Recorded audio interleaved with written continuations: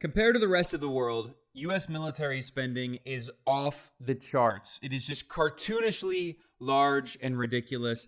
And every single year, it continues to grow by tens of billions of dollars. It's basically a rule of nature that the US military budget goes up every single year. Now, as of 2021, the US military budget, this is just on paper, the official military budget, was larger than the next 9 biggest countries combined. And then if you ignore those 9 countries, it's bigger than the entire world combined in terms of military spending. This is a study from the Peter Peterson Foundation, and this is only for military spending in 2021, which was $801 billion. It's larger than China, India, Britain, Russia, France, Germany, Saudi Arabia, Japan, and South Korea all combined. And I should stress the fact that most of those countries are U.S. allies. South Korea and Japan are occupied by the U.S. military. Saudi Arabia is an ally. Germany is part of NATO. France is part of NATO. Britain is part of NATO. India is an ally. Excluding China and Russia, those are all U.S. allies. So U.S. military spending is off the charts. There is no comparison to any other country on Earth. And of course, Washington, it portrays itself constantly as if it were supposedly the victim of supposed Chinese and Russian aggression, when the U.S. has 800 military bases around the world, surrounding Russia, surrounding China with military bases, carrying out these very antagonistic military actions against them. We should understand that the U.S. military budget of $801 billion in 2021, it's now going to increase next year. The House of Representatives just voted this July to increase the military budget for 2023 to $840 billion. $840 billion. We should understand this in context by GDP, gross domestic product. This is the measure of the entire economy of a country, the size of all of the economy. And if you look at GDP, U.S. military spending alone, just military spending, is basically as large as the entire economy of Turkey, the entire GDP of Turkey. It's bigger than the entire GDP of the Netherlands, of Saudi Arabia, of Switzerland, Argentina, Sweden, Poland, Belgium, Thailand, Iran. The U.S. military budget is nearly twice the size of the entire economy of Iran, the entire GDP of Iran. It is simply out of control. It is massive. It is ridiculous. And the military budget always goes up in the United States.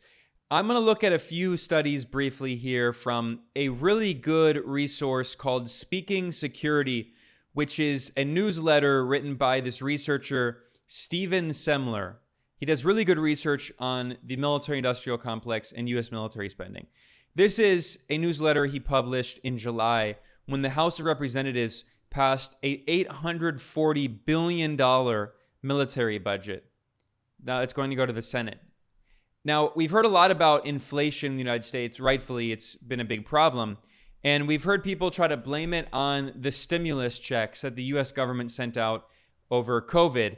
And of course, I should point out that the U.S. stimulus program was tiny compared to the stimulus program in other countries. But Biden sent out $1,400 relief checks during COVID. And of course, he lied and claimed he was going to send out 2,000. He didn't do that. He sent out 1,400.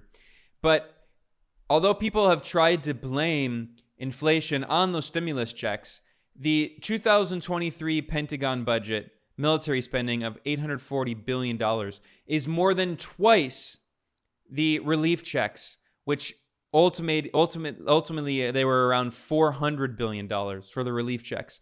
So military spending in 1 year is more than double that. And of course, we never hear about the impact of military spending on inflation. And of course, where is that money going in military spending? Over half of it goes directly into the pockets of private for-profit corporations. It's into the pockets of the military-industrial complex. Here's another study published by Stephen Semler at Speaking Security. You can find it at stevensemler.substack.com. Over half of Pentagon spending since 2001 went to the private sector. So in the 20 years from 2001 until 2021, over half of the $14 trillion spent by the Pentagon went to for-profit private corporations. 54% of the money of the official Pentagon budget. And I want to stress again, this is only the official spending that we know that is officially on the books. There's also trillions more of Pentagon spending off the books that is not accounted for, and the Pentagon failed its first ever audit. So, I mean, this is just the official numbers on the books. The Pentagon spent $15 trillion between 2001 and 2021. 54% of that, $8 trillion, went into the pockets of private sector companies, and much of them to the top 5 Pentagon contractors. You know, Lockheed Martin, Raytheon, General Dynamics, Boeing, Northrop Grumman. This is the military-industrial complex. It is an insane corruption scheme. This is legalized corruption. Now, I wanted to point out in this video as well a more recent newsletter published by Stephen Semler titled Reagan's Military Buildup versus Pentagon Spending in the Trump-Biden Era. Because I think a lot of people don't understand how insane this U.S. military budget is, even compared to Ronald Reagan, who was an avowed Cold Warrior. Ronald Reagan helped accelerate the Cold War. And when Ronald Reagan was in power in the 1980s, it was really a moment of extreme tension between the U.S. and the Soviet Union in the first Cold War. Here we are in the second Cold War, and military spending is significantly larger than it was even under the hardcore right-wing neoconservative Cold Warrior Ronald Reagan. Biden described his $813 billion military budget request, which is now at $850 billion, by the way. He boasted that it was among the largest investments in our history. Now, of course, under Trump, the U.S. military budget also skyrocketed every single year. In this report here, Stephen Semler quotes a mainstream historian named Michael Breens, who pointed out that Reagan's military spending increases inflamed tensions between the United States and the Soviet Union, igniting a second Cold War within the first Cold War and erasing efforts at détente begun by Kennedy in 1963. We saw what happened to Kennedy when he tried détente with the Soviet Union and Cuba. So, annual military expenditures in the Trump and Biden era, under both Trump and Biden, this is bipartisan, Republicans and Democrats, have been $220 billion higher than under Ronald Reagan on average. And this is accounting for inflation. This is in constant 2023 US dollars. This is insane. Trump and Biden have been spending, both of them, Trump and Biden have been spending more than $220 billion more every single year on the military than even Ronald Reagan. So it shows that the new Cold War, the second Cold War, is in some ways even more extreme than the first Cold War, at least in terms of the insane military buildup and insane military spending, which is also, by the way, resulting in an increase in nuclear weapons spending. This graph is remarkable. I would recommend going to stevensemler.substack.com to see these graphs. Now, Stephen Semler also pointed out the widespread systemic corruption in the U.S. Congress. This report he published notes that House of Representatives members who supported increased military budget took more money from military contractors. This graph shows that both Republicans and Democrats who voted for a higher military budget were much more likely to get money from weapons corporations, from these for-profit death profiteers.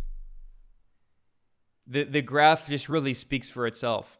We're talking about, on average, the House members who voted in support of the military budget took $28,000 from death profiteers from weapons corporations. On average, the House members who voted against the increased military budget take $6.7 thousand on average from for-profit military corporations.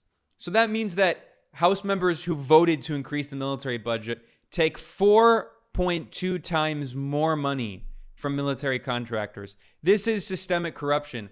The U.S. claims to not be corrupt because it just legalizes corruption with this ultra-capitalist system where the more money you have, the more speech you have, and the less money you have, the less speech you have, the less influence you have. If you don't have any money, you have no influence on the political system because it's not actually democracy. It's a capitalist plutocracy. Only capitalist billionaire oligarchs have influence on U.S. government policy. Average working people have zero influence.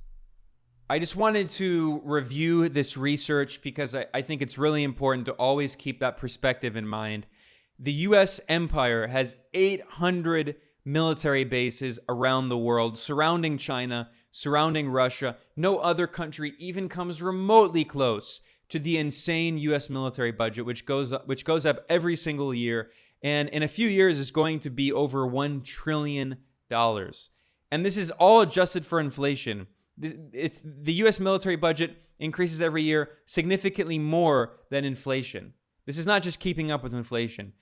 The U.S. truly is a rogue regime that is threatening the entire world with war, potential nuclear war. So when you see all this propaganda blaming Russia and China for so-called aggression, just keep in mind all of these statistics I was just talking about, because anyone outside of the little bubble of U.S. media propaganda can see how ridiculous the idea that China and Russia are threatening any country is. It's the U.S. that is threatening the entire world. And all you have to do is look at the insane, ridiculous military spending in the United States, which is not defense spending, it's war spending. It's trillions of dollars being spent to wage war around the world in order to prop up the U.S. empire and, of course, serve the interests of U.S. corporations and Wall Street.